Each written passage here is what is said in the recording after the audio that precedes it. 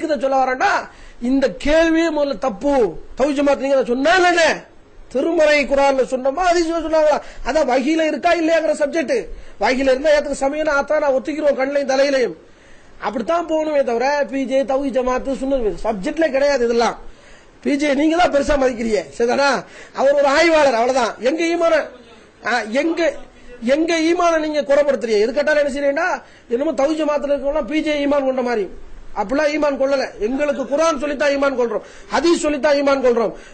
அவர் அபூபக்கரை விட Abu Bakr சிறந்தவரா PJ சிறந்தவரா கேள்விக்கு நாங்க போக விரும்பல. எங்க தலைகளை இதை மாதிரி அப்ப பிஜே மாதிரி 100 வரை கொண்டு வந்தாலும் சரி, அபூபக்கர் தான் சிறந்தவர். அதை நாங்க நம்புறோம்.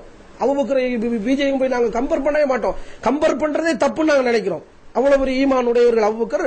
ஆனால் அதுக்காக வேண்டி அபூபக்கரையும் பின்பற்ற மாட்டோம், பிஜே பின்பற்ற மாட்டோம். அதுல தெளிவா இருக்கும். ஏன் நபிகள் நாயத்துக்கே வகையில தான் பின்பற்ற உண்டாச்சு.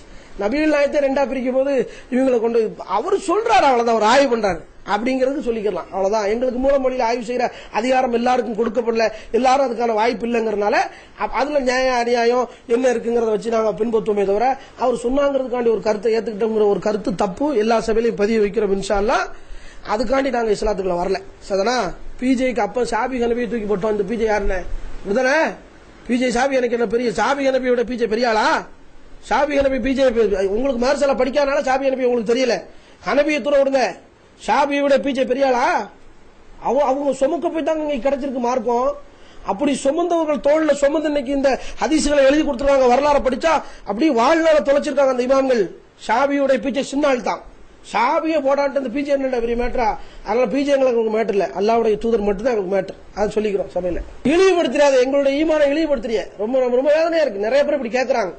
அதனால அப்படி யாராவது இருப்பீர்கள் ஆனால் காஃபிர். பொதுமா சப்ஜெக்ட் அவ்வளவுதான். இதுக்கு மேல தெளிவா சொல்ல முடியாது. பிஜே சொன்னார் நான் பின்பற்றேன், பிஜேக்கு தான் அப்படின்னு சொன்னான்டா அவன் அல்லாஹ்வுடைய தூதர் இடத்துல பிஜே வச்சுட்டான், பிஜே ரசூலான்னு சொல்றான், அவன் காஃபிர். 2வது காதியானி ஈக்குவல் அவனை பார்ப்போம், சரிதானா? அதனால பிஜே அப்படி சொல்லல. அப்படி சொல்லி தான் எடுத்துக்காட்டுங்க ஜமாத்தோட நீக்குவோம். நம்ம தான் ஜமாத்து, அப்படித்தானே? இந்த உறுப்பினரா இருந்தா ஒவ்வொருத்தனுக்கும் அதிகாரம் இருக்குது. இந்த தலைவர் நீக்கிறதுக்கும் வைக்கிறதுக்கும் நமக்கு தான் அதிகாரம். அப்படி பிஜே சொன்னார்னா எடுத்துக்காட்டு